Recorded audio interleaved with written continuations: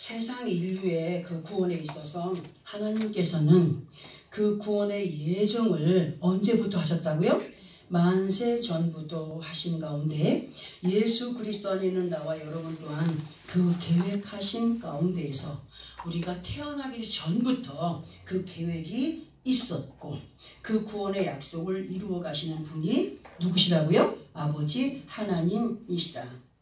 만세전이라고 하는 단어의 의미를 보면은 우주 만물이 창조되기 이전을 말하는 것으로 잠언서 8장 22절부터 26절까지를 보면 여호와께서 그 조화의 시작 곧 태초에 일하시기 전에 나를 가지셨으며 만세전부터 태초부터 땅이 생기기 전부터 내가 세움을 받았나니 아직 바다가 생기지 아니하였고 큰 샘들이 있기 전에 내가 이미 났으며 산이 세워지기 전에 언덕이 생기기 전에 내가 이미 났으니 하나님이 아직 땅도 들도 세상 진토의 근원도 짓지 아니하셨을 때라.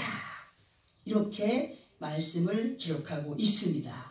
이런 것처럼 만세전의 모습이 이러한 가운데 있었고 더욱이 만세전의 이 아버지 하나님의 계획 속에서의 구원의 설계도 안에 누가 들어있었어요? 우리 한 사람 한 사람이 있었다는 사실을 더욱더 확실하게 보여주는 말씀이 됩니다.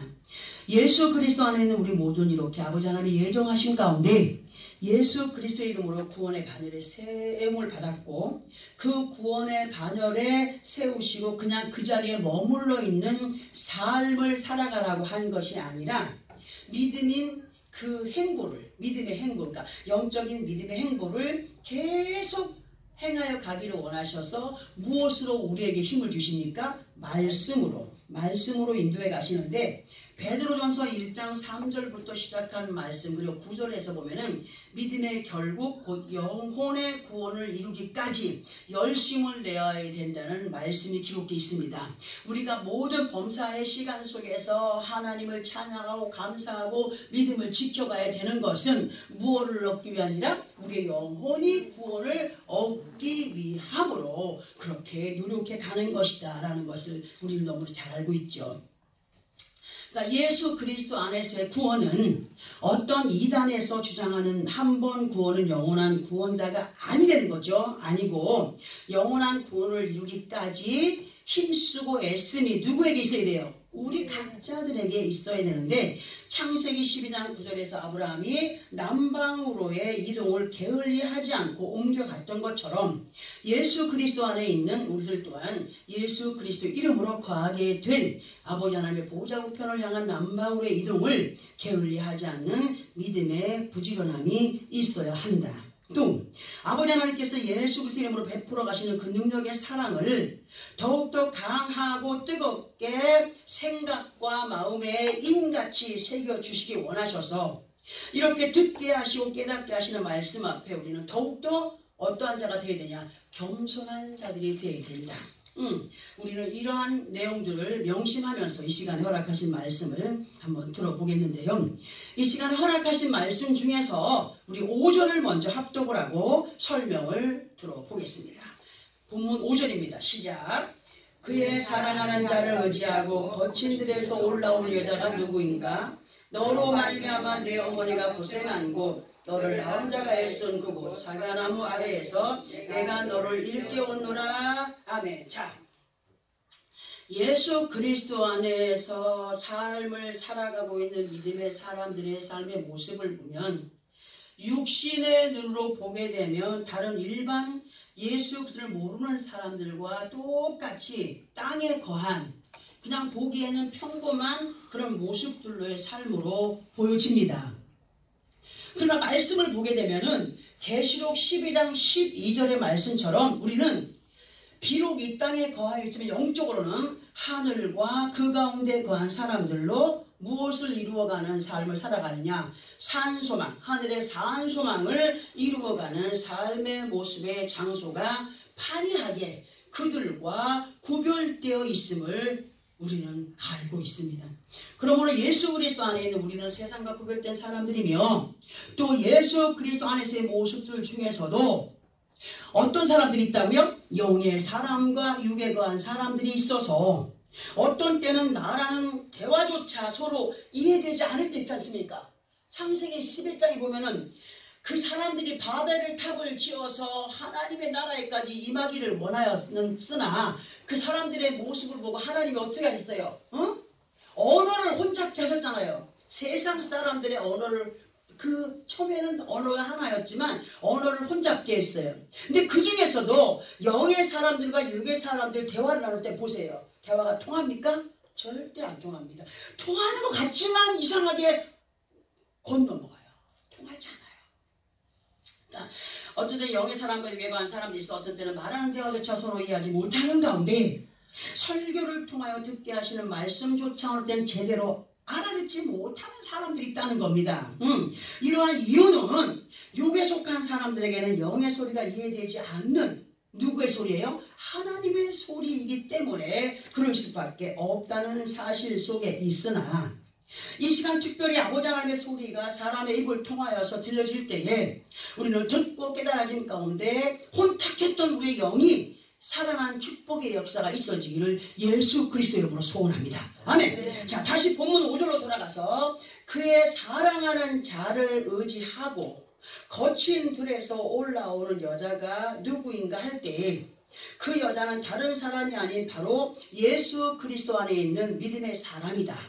이 땅에서의 삶이 거칠고 삭막한 가운데 있으나 말씀을 의지하여 간교한 영들의 모든 방해를 이겨내며 산소망을 이루기 위하여서 힘쓰고 애쓰는 가운데 있는 사람이 누구인가로 오늘 이 말씀에서 표현을 해 주신다라고 생각을 하면 되겠습니다. 자, 그러면 거친 들에서 올라온 여자가 누구인가 하시면서 이어진 말씀이 너로 말미암아 내 어머니가 뭐한 곳? 고생한 곳. 자, 이거 하나입니다. 그리고 그 다음에 너를 낳은 자가 애쓴 그곳. 무슨 나무? 사과나무라고 이렇게 기록이 되어 있습니다. 우리는 이 말씀에서 내 어머니가 고생한 것과 너를 낳은 자가 애쓴 그곳이 구별이 되어야 됩니다. 어떻게 구별되어야 되느냐? 우리 인생들은 부모에 의하여서 잉태가 되어지고 잉태되어진 생명이 어머니의 몸에서 안전하게 태아로 자라다가 때가 되면 사선을 넘나드는 어머니의 산고의 고통을 통하여서 한 생명이 출생이 되어집니다. 바로 우리가 그러한 가운데 태어났습니다. 처음에 거는 어머니가 상고를 겪고 너희가 태어났다 하는 것을 의미하는 것이고, 그러나 예수 그리스도 안에서의 생명은 뭡니까? 다시 태어났다라는 의미를 가지고 있거든요, 우리가. 응? 그럼 다시 태어났다라는 하는 의미에서의 죄로 말미암아 영원히 죽을 수밖에 없었던 우리 인생들이 예수 그리스도를 믿고 구원의 반열에 세움을 받은 그때로부터 시작하여 새로운 생명으로 자라갈 때 하나님 우리들에게 생명의 양식이 되는 말씀으로 우리를 다시 태어나게 하시는 분이다. 이해가 되세요? 우리를 낳으신 분이 하나님이라고 말씀했어요. 우리를 무엇으로 지금 낳으셨습니까? 말씀으로 낳으신 거예요. 그리고 말씀으로 우리를 자라가게 하십니다. 그러면 어머니의 산고를 겪어서 나온 인생들이 우리는 그 사과나무 아래에서 애쓴 그곳의 산고를 무엇으로 여겨야 되느냐? 예수 그리스도의 십자가의 고난입니다. 예수 그리스도께서 십자가에 못 박혀 돌아가시지 않았다면 우리는 없습니다.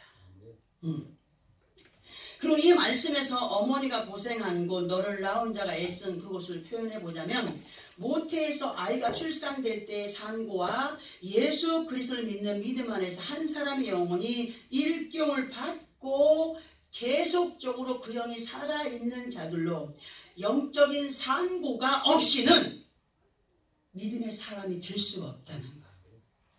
예수 그리스도 안에서의 산고의 고통 속에 있었던 분은 예수 그리스도로 앞에서 말씀드렸지만 그는 십자가 위에서 자신을 죽이기까지 산고 속에 우리 한 사람 한 사람이 살아났고, 아멘. 또 살아난 새 생명을 계속적으로 유지시켜가기 위하여서 사과나무 아래에서 일깨움을 받게 하는 가운데 우리가 있다는 사실.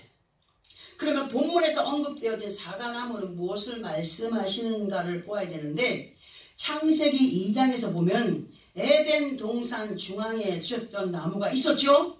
그 나무의 명칭은 뭡니까? 선과 악을 알게 하는 나무.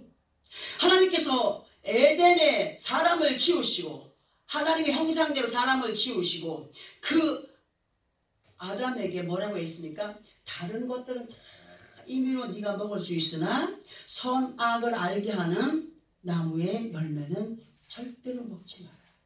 먹으면 어떻게 한다? 죽는다. 이 나무의 열매를 사람들은 보통 뭐라고 합니까? 사과나무라고 합니다. 사과나무.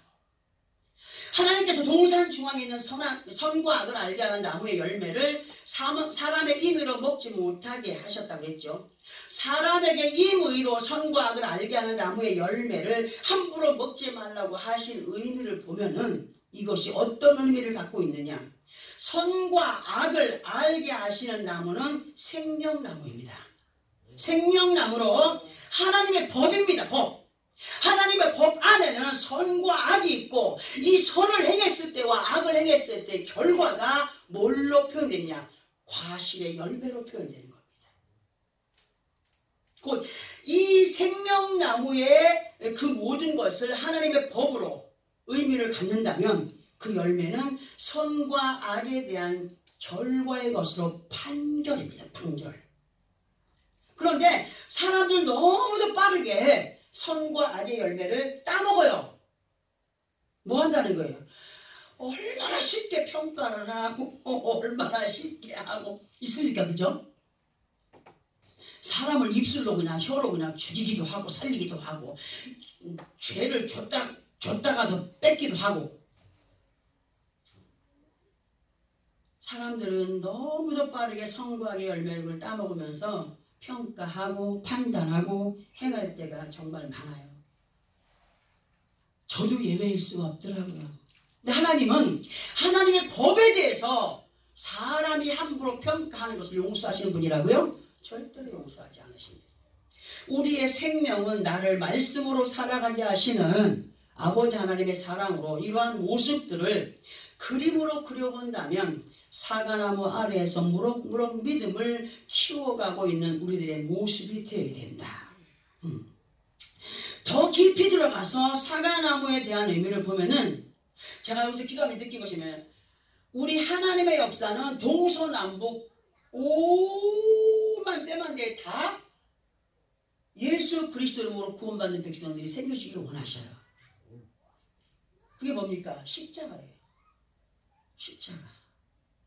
자, 이런 의미를 갖고 사과나무에 대한 의미를 또 다시 설명을 드려보면은 결코 자기 자신을 깎는 희생의 믿음이 없이는 이룰 수 없는 것이 아버지 하나님의 법이다. 하나님의 법이며 그분의 사랑임을 알게 하시는 것으로 여기에 더욱 근접한 의미를 보기 위해서 사과라는 단어를 한문으로 한번 찾아봤어요. 한문으로 찾아봤더니 사과의 사자를 모래사 또는 일사 또 무슨 뭐 여러 가지가 있고 또 사과에서 과자는 결과, 과와 과일, 과를 쓰는데 이 시간은 이 사과의 의미를 두 가지로 한번 분류해봤습니다. 사과를 모래사의 열매, 과를 연결해서 보니까 세상에 모래알같이 많은 사람들 가운데에서도 특별히 아버지 하나님이 보시기에 아름다운 열매들을 맺어가는 사람들이 되기 위하여서 우리는 더욱더 말씀 앞에 순종이 필요하다라는 것을 연결을 해볼 수가 있고 또 하나의 사과는 일사의 결과, 과를 합친 사과로 연결을 해보니까 믿음 안에서 힘쓰고 애씀의 노력이 없이는 열매를 거둘 수 있다고요? 절대로 거둘 수 없는 거예요. 그러니까 믿음 안에서 힘쓰고 애씀의 노력이 있을 때에 얻어지는 결과가 이러하다 하시는 것을 무엇으로 알려주고 계십니까? 말씀으로 우리에게 알려주고 있습니다. 우리는 이러하신 사과나무의 진액을 빨며 아름다운 결과의 열매들을 상급으로 맺어가는 우리의 삶이 되어야 된다는 거죠. 지금 그 하나님의 역사 속에 우리에게 상급이 쌓여지는 것이 눈에 보입니까? 안 보여요. 어떻게 쌓여가는지 몰라요. 그러나 믿고 행하는 자들이 믿음을 가진 자라고 우리가 말씀으로 알아듣고 있지 않습니까? 이러하신 아버지 하나님의 은혜 안에서 예수 그리스도와 함께 자라가고 있는 우리가 어떤 믿음으로의 행보를 이어가야 되느냐? 응? 사과나무 아래서 우리의 생명을 살리기 위하여 애쓴 그곳, 그 말씀 속에서 우리가 어떠한 믿음의 행보를 이어가야 되느냐 볼 때에 그 말씀이 본문 6절에 기록이 되어 있더라고요. 우리 함께 6절을 합독해 봅니다. 시작. 너는 나를 도장같이 마음에 품고 도장같이 팔에 두라. 사랑은 죽음같이 강하고 질투는 소울같이 잔인하며 불길같이 일어나니 그 기세가 여호와의 불과 같으니라. 아멘. 자, 많은 사람들이 다 같은 예수 그리스도 안에 있어도 특별히 선한 마음에서 믿음으로 우러나는 성령의 도우심을 따라서 움직여 행하여 갈 때 그 결과로 인하여서 기쁨이 충만한 가운데 거할 수 있다라는 거. 근데 이러한 믿음의 소유자는 그 언약된 아버지 하나님의 뜻을 도장같이 어디에 품었어요? 마음에 품고 팔에 든 사람이다. 그러면 마음에 품고 팔에 두었다는 건 뭐야? 마음에서 우러나는 것을 뭘로 표현하는 거예요? 움직여 행하는 것으로 표현이 된다는 거죠. 응? 보통 도장이라고 하는 것을 보면 소유자의 어떤 권한을 나타낼 때 찍어서 행사하는 것이 도장의 힘 아닙니까? 응? 이러한 도장의 의미를 에베소서 1장 13절에서 보면은 그 안에서 너희도 진리의 말씀 곧 너희의 구원의 복음을 듣고 그 안에서 또한 믿어 약속의 성령으로 인치심을 받았으니 하시는 말씀과 본문의 도장같이 마음에 팔에 두라 하시는 말씀을 연결을 해보면 예수 그리스도 이름으로 너는 내 것이라. 누가? 하나님이 우리를 너는 내 것이라 뭐 했다? 인치심을 받은, 인치심을 주신 그 믿음의 사람들이네. 우리는 그 믿음의 부흥해가는, 정말 더 승화해가는 그러한 정말 자라가는, 믿음이 자라가는, 머물러 있는 믿음이 아니라 10년 전보다 작년보다 더한 진한 믿음 안에 거하여 자라가는 사람들이 되어야 된다. 또 인치심을 받은 믿음의 사람들의 삶은 에베소서 1장 14절의 말씀을 보니까 이는 우리 기업의 보증이 되사 그 얻으신 것을 속량하시고 그의 영광을 찬송하게 하려 하심이라 하신 같이 진정한 아버지 하나님의 인치심 가운데 있는 사람들이라고 한다면 아버지 하나님의 영광을 나타내는 뭐가 되어야 된다? 삶이 되어야 된다. 근데 나가서 보면은 아이고 예수 믿는 것들도 다 저런가 하는 소리 듣는 사람 있어요 없어요? 무서워요. 세상이 무서운 게 아니라 하나님의 말씀을 두려워해야 돼요. 본을 보여가는 삶을 살아야지. 응? 그리고 에베소서 4장 30절의 말씀을 보면 하나님의 성령을 근심하게 하지 않는 자들로 구원의 인치심을 받은 믿음의 본을 보여가는 사람들이 되기를 부탁하고 계십니다. 우리는 이러하신 말씀들을 몰라요? 너무 잘 알고 있어요. 잘 알고 있는데 있지만 실수인지 아니면 습관인지 버리지 못하고 행하고 있더라고요. 자, 예수 그리스도 안에 있어도 우리가 하나님은 축복의 하나님이야, 하나님은 사랑의 하나님이야, 하나님은 용서의 하나님이야, 하나님은 고치시는 하나님이야, 하나님은 역사해 주시는 능력의 하나님이야. 너무 잘 알고 있죠? 그런데 하나님의 말씀에는 예외의 말씀도 있어요. 예외의 말씀이 있어서 이 말씀을 한번 합독을 하고 우리가 설명을 들어봐야 내 마음에 정말 경각심이 생겨질 수가 있다. 어떤 말씀이냐? 예레미야서 22장 24절에서 25절까지를 함께 찾아서 합독합니다. 구약성경 1085페이지 정도에 있습니다. 예레미야 22장 24절에서 25절까지.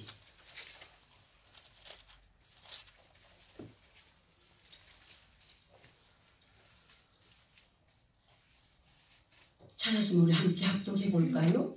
22장 24, 25 합독합니다. 시작. 여호와의 말씀이니라 나의 삶으로 맹세하노니 유다 왕 여호야김의 아들 고니야가 나의 오른손에 인장 반지라 할지라도 내가 빼어 네 생명을 찾는 자의 손과 네가 두려워하는 자의 손 곧 바벨론 왕 느부갓네살의 손과 갈대아인의 손에 줄 것이라. 이거 도대체 얼마나 무서운 말씀이십니까? 예수 그리스도 안에 있는 우리는 하나님의 온전하신 사랑을 오해하지 말아야 됩니다. 너무나 많은 사람들이 하나님의 사랑을 오해하며 갑니다. 하나님의 사랑은요, 확고하고 선과 악을 확실하게 구분짓는 분이 하나님이시고 그분의 사랑입니다. 자, 지금 우리가 합독한 이 말씀의 줄거리를 살펴보게 되면은 유다 왕 여호야김의 아들 고니야. 고니야 이 사람이 누구냐? 그러니까 고니야는 훗날 유다의 제19대 왕으로 어린 나이에 등극을 하게 되는 여호야김입니다. 여호야김은 여호야김의 아들입니다. 이 고니야가 아버지 하나님의 뜻을 받들어서 유다를 통치하기보다 자신의 아버지였던 여호야김의 악행을 본받아서 행하는 가운데 자기 아버지 여호야김보다 더한 악행으로 행하는 가운데 있던 것을 누가 보았어요? 하나님께서 보시고 뭐라고 말씀하시냐? 네가 나의 손에 인장 반지라 할지라도 어떻게 하겠다? 뺏어버리겠다. 죄 앞에서는 하나님은 단호하신 분이라는 거예요. 어떻게 하기 전까지? 회개하기 전까지. 네가 내 손에 인장 반지를 할지라도 네가 그렇게 깨닫지 못하고 악행을 행한다면 나는 이것을 빼버리겠다. 누구에게 맡긴다? 적들에게 맡겨버리겠다. 네가 거짓말하면 거짓말하는 사람들에게 맡겨버리고 네가 사기를 치면 사기치는 사람들에게 맡겨버리고 네가 다른 어떤 세상 사람들과 엮이길 좋아하고 돈 사랑하고 즐거워하고 한다면 맡겨버리겠다. 맡겨버릴 때 사람들은 분별하지 못해서 이것이 하나님의 뜻이 하나님 나의 축복하셨어. 합니까 안 합니까? 분별해야 돼요. 그것이 정말 하나님의 뜻 안에서 이루어져 가는 것인가를 분별하는 사람들이 돼요. 자, 그래서 나의 인침 가운데 있다 할지라도 말씀의 법을 거스려 가는 자는 그가 행하기 좋아하는 원수들의 방법에 맡겨버리겠다라고 하는 말씀이에요. 우리는 성령에 이끌림 받은 성령에 맡겨진 믿음의 사람들이 되어야 됩니다. 손해가 오더라도 조금 속상하고 마음이 아픈 일이 있다 할지라도 그것이 하나님의 뜻이라면 우리는 고수해 가야 된다는 거예요. 응? 이 말씀을 현 시대 속에서 예수를 믿는 하나님의 자녀들로 왕같은 제사장의 삶을 살아가고 있는 사람들을 말씀을 드려본다면 듣게 하시는 말씀의 인도보다 육신의 부모로부터 물려받은 악습을 입고 여전히 행하여 간다면 고집스럽게 행하여 가는 그것의 결과를 얻게 될 것이다. 얼마나 무서운 말씀이십니까? 옛말에 때는 뭐하러 간다? 때대로 간다. 근데 하나님은 여기에 더한 플러스 알파가 되는 결과를 안게 될 것이다 라고 말씀하시는 분이 하나님이셔요. 그렇게 표현을 할 때 절대로 과한 표현이 아니라고 볼 수 있죠. 우리는 절대로 아버지 하나님의 인치심의 자리에서 밀려나지 않는 예수 그리스도의 신부들로 성과 악의 경계를 바르게 분별해야 된다. 바르게 분별하여서 행하여가는 우리가 되어야 된다는 겁니다. 하나님의 사랑은요, 보통 사랑이 아니라는 거예요. 하나님의 사랑은 사람들이 그냥 사랑해, 사랑해 이런 사랑이 아니에요. 하나님의 사랑의 기준은 어디에 있느냐? 말씀에 있다는 거예요. 하나님의 법 안에 하나님의 법이 사랑의 기준이라는 거예요. 말씀의 기준을 세워둔 사랑으로 본문 6절에서 우리가 깨달아야 할 것이 뭐냐면 사랑은 죽음같이 강하나 질투는 수월같이 잔인하다. 하나님의 사랑은요, 독생자 아들을 죽이기까지 우리를 사랑하셨어요. 근데 그분을 질투케 할 때 어떻게 되냐?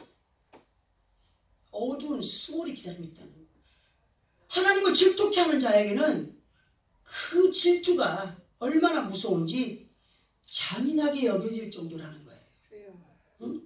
예수 그리스도 안에서 아버지 하나님의 사랑 안에 거한 자들에게 있어서는 너무도 관대한 사랑으로 독생자 아들까지 아끼지 않으신 그러한 사랑으로 계속 인도에 가시기를 원하시지만, 그러나 아버지 하나님을 질투케 하는, 즉 이로하신 아버지 하나님의 사랑을 새 생명을 얻고 살아가며 감사하지 못하고 계속 그 마음과 생각을 땅의 것에 두고 그것을 쌓아가기 원하고, 결과가 어떻게 된다는 겁니까? 수월에 두겠다고 하셔요. 수월이 얼마나 무서운 말인지 압니까? 수월이 뭐냐? 어둠, 사망, 내지는 지옥으로 연결되는 것입니다. 하나님의 사랑은 흑과 백이 확실한 가운데 그저 막연한 사랑이 아니라는 것을 말씀을 해주고 계신다는 사실. 에이, 설마 아니요. 현 시간들 속에서 아버지 하나님을 질투케 할 이유들 가운데 있다면 반드시 우리는 유턴해야 됩니다. 아멘. 유턴하여서 아버지 하나님께서 원하시는 인치심의 자리로 터닝 포인트에 된다. 뭐 있느냐? 회개와 함께 하나님께서 원하시는 자리에 이르는 자들이 되게 된다. 우리 예수님이 우리의 대변자로 섭정왕으로, 아버지 대신 섭정왕으로 이 땅에 오셔서 하나님과 우리 사이에 생명의 다리의 역할을 이어가시는 분이시지만, 잘 들어보세요. 예수께서도 해결해 주지 못하는 것이 있다는 거예요. 어떤 거냐? 어머 웃기네. 예수 이름으로 뭐든지 구하면, 예수 이름으로 무엇이든지 행하면 다 이루신다고 말씀하지 않으셨나? 예수님도 해결해 주지 못하는 것은 아버지 하나님의 마음을 성쾌한 죄, 회개하지 않은 사람의 문제는 절대로 해결해 준다고요? 해결해 주지 않는다. 회개할 때 누구 이름으로? 예수 그리스도 이름으로 회개하고 온전하게 하나님 앞에 모든 걸 맡길 때, 그때부터 예수 그리스도 이름의 그 능력의 힘이 나타나게 된다. 그 연결된 7절에 보면은 많은 물도 이 사랑을 끄지 못하겠고 홍수라도 삼키지 못하나니 사람이 그의 온 가산을 다 주고 사랑과 바꾸려 할지라도 오히려 뭘 받으리라? 멸시를 받으리라 하셨어요. 아버지 하나님의 사랑은 흑과 백이 확실한 것이라고 했습니다. 감히 이 사랑은 세상이 흉내낼 수 없어요. 왜? 마귀는요 못해도요 잘했다 잘했다 잘했다 합니다. 잘못한 것을 가르치지 않습니다. 하나님의 말씀은 명백하게 흑과 백이 확실합니다. 하나님의 사랑은 어떤 능력도 감히 흉내낼 수 없고 어떤 세력들도 감히 그 사랑의 법을 무너뜨릴 수 없다. 하나님이 한 번 역사하실 때에 많은 사람들은 고난 속에서, 자기가 잘못한 고난 속에서 있으면 기도하는 사람 찾아갑니다. 어떻게 하면 좋겠습니까? 육신의 사람 점쟁이 찾아가듯이. 하나님 해결해 주신다고요? 아니요. 예수께서 해결할 수 없는 것들을 어떻게 사람이 해결합니까? 해결받을 수 있는 문제는 회개밖에 없다. 때늦은 후회 가운데 있게 될 때에 사람들은 그때야 땅을 칩니다. 아이고 내가 이럴 줄 몰랐네. 어떻게 하면 좋겠냐. 그러나 때늦은 후회가 있게 될 때에 그가 깨닫고 자신의 온 가산을 다 주고 그 사랑 안에 다시 거하고자 원하여도 거하지 못하는 가운데 뭘 받는다고? 멸시를 받게 된다고 했습니다. 그러면 왜 멸시를 받는 가운데 있게 되는가를 보아야 되겠기에 이 말씀을 호세아 5장과 한번 연결을 또 해보기로 합니다. 호세아서 5장 3절부터 6절까지를 함께 합독해 봅니다. 구약성경 1261페이지 정도에 있습니다. 호세아 5장 3절에서 6절까지. 말씀을 함께 합독합니다. 시작. 에브라임은 내가 알고 이스라엘은 내게 숨기지 못하나니 에브라임아 이제 네가 음행하였고 이스라엘이 더러워졌느니라. 그들의 행위가 그들로 자기 하나님에게 돌아가지 못하게 하나니 이는 음란한 마음이 그 속에 있어 여호와를 알지 못하는 까닭이라. 이스라엘의 교만이 얼굴에 드러났나니 그 죄악으로 말미암아 이스라엘과 에브라임이 무너지고 유다도 그들과 함께 무너지리라. 그들이 양떼와 소떼를 끌고 여호와를 찾으러 갈지라도 만나지 못할 것은 이미 그들에게서 떠나셨음이라. 지금 우리가 합독한 이 말씀을 7절까지 연결을 해보려고 했어요. 7절까지 연결을 해보려고 하니까 아이고 너무너무 무서운 말씀이 돼가지고 6절까지만 우리가 합독을 했습니다. 아버지 하나님께서 이러하신 말씀으로 우리로 하여금 듣게 하시고 훈계하시는 것은 우리를 겁주기 위한 것이 아니 되는 거예요. 하나님은 회개 앞에, 눈물로 회개하는 사람 앞에는 두 손 두 발 다 들어서 네가 이겼다 하시는 분이 누구라고요? 하나님이셔요. 하나님은 우리에게 겁을 주려고 이런 말씀을 주시는 것이 아니라 뭐 할 기회를 주시는 거라? 회개할 기회를 주시는 것이다 라는 것을 지난주에 말씀드렸어요. 지금 우리가 합독한 호세아 5장 3절부터의 말씀을 보면은 에브라임과 이스라엘과 유다가 언급이 돼 있죠. 그죠? 그러면 에브라임과 이스라엘과 유다를 어떻게 생각하냐? 이 단어들을 하나로 연결시킵니다.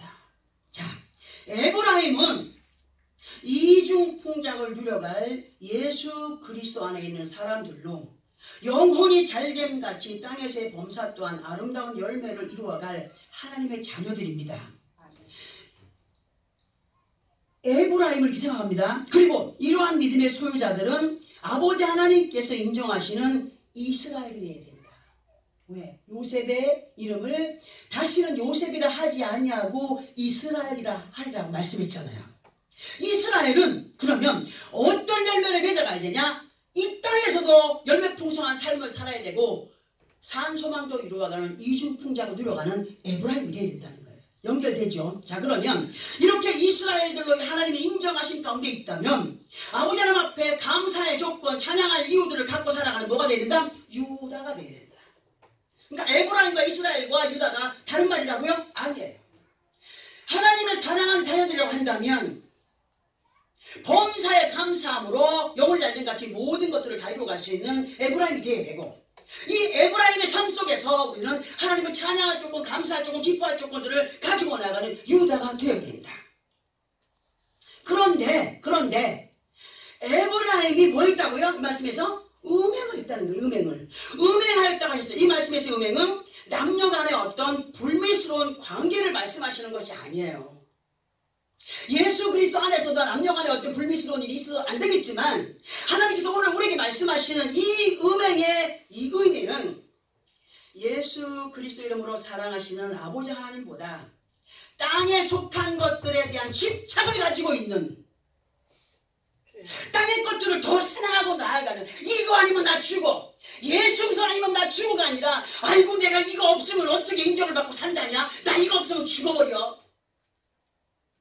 뭐 한 거예요? 하나님을 질투케 하는 거 아닙니까? 응? 하나님은 모든 것들 다 우리에게 선물로 허락하신 분이신데 그 선물을 가지고 그것이 하나님인 양, 그것이 내 생명을 지켜주는 양, 부와 명예를 자랑거리로 내세우며 땅의 것에 마음이 팔려서 그것을 사랑하여 쫓아가는 그런 음행, 하나님보다 더 사랑하는 것들을 땅에 두고 그것이 그냥 지켜지기를, 우리는 믿음이 지켜지기를 바라는 사람들이 되게 됩니다. 믿음, 하나님을 믿는 믿음 안에서 행하여 갈 때 하나님은 많은 결과를 주기로 약속했어요. 믿음의 승자를 되어져 가야 할 이스라엘이 마음과 생각에 오직 돈 미쳐버리는 거예요. 그런 생각과 마음이 부패함으로 가득 차 있기 때문에 하나님께서는 그 표현을 더럽다고 하셔요. 자기의 유익을 위한 것에 대한 계획과 계산 가운데 온전하신 하나님을, 모든 것을 다 바라보고 계시는 그 마음까지 감찰하시는 아버지 하나님을 민망스럽게 하여가는 믿음 없는 모습, 이러한 증세의 모습은 그들이 여호와를 아노라 하고 있지만 실상은 진정한 아버지 하나님을 만나지 못하였고 그분을 제대로 알지 못하기 때문에 그렇게 행동하는 것이라고 오늘 말씀하지 않습니까? 예수 그리스도의 이름으로 얻어진 믿음의 토를 스스로 자기의 함정으로 만들어가는 자들이 있다는 거예요. 스스로 수월 가운데 거역하는 자들이 있다는 거예요. 우리에게 항상 듣게 하시는 말씀으로 뭐라고 말씀하시냐? 더 늦기 전에 회개하고 돌이키기를 바라시는 하나님. 그러나 그렇지 못한 가운데 세워라 내워라 오고 가지를 말아라 노래도 안 돼. 설마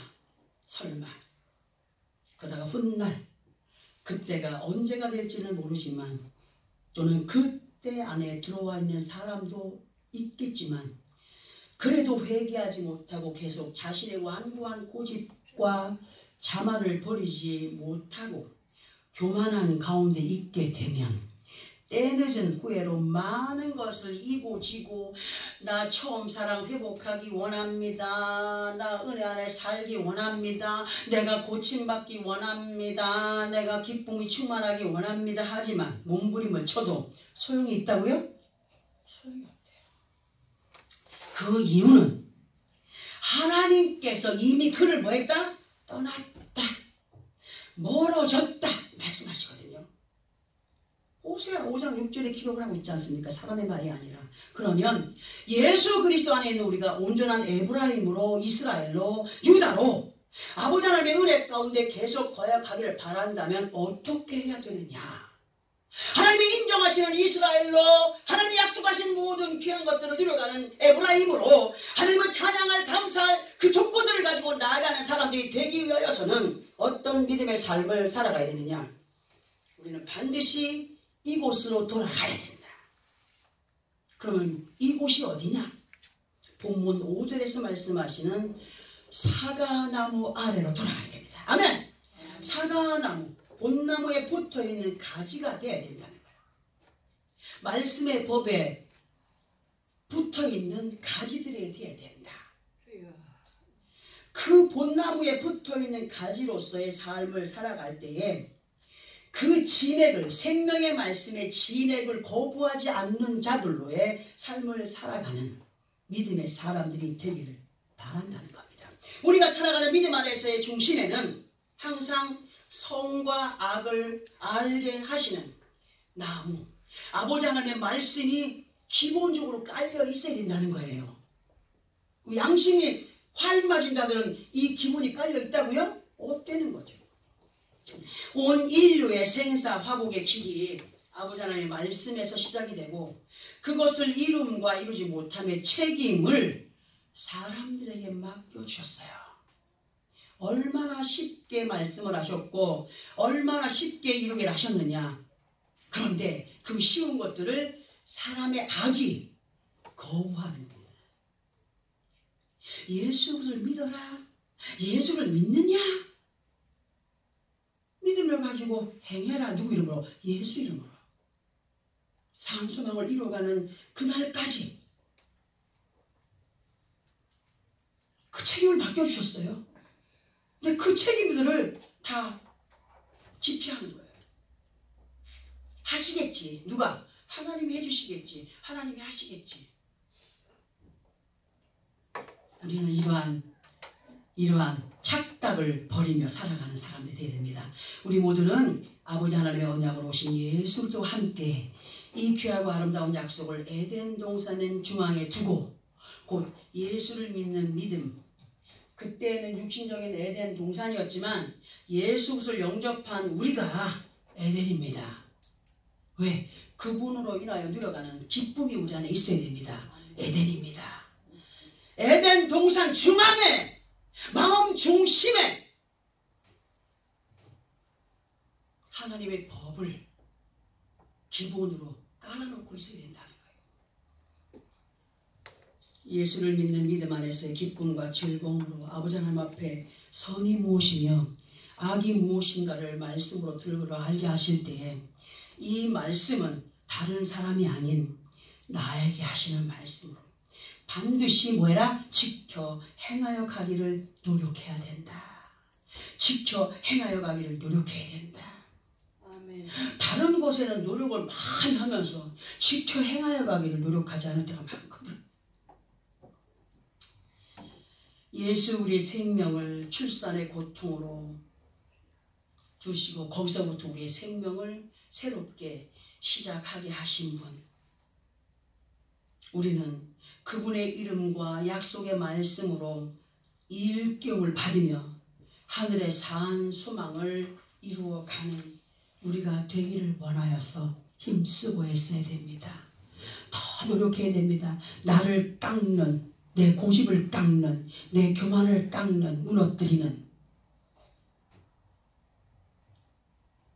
아버지 하나님의 은혜 안에 거한 이스라엘로, 에브라임으로, 유다로서의 삶을 살아가기를 원하여 아버지 말씀 앞에 더욱 가까이 붙어있는 믿음의 승리자들로 독생자 아들까지 아낌없이 나 같은 죄인 하나를 살리기 원하여 생명을 바쳐주신 그 아버지 하나님의 능력의 사랑을 기만하지 않는 믿음의 승리자들로 그 말씀을 인같이 마음에 새기고 그리고 팔에 두어 행동으로 옮겨가는 산 믿음 안에 거한 믿음의 승리자들로 우리 아버지께서 독생자 예수를 이 땅에 희생제물로 보내신 그 뜻을 절대로 헛되이 하지 않는 나와 여러분의 삶이 되어지기를 예수 그리스도 이름으로 축원합니다. 아멘. 기도하겠습니다.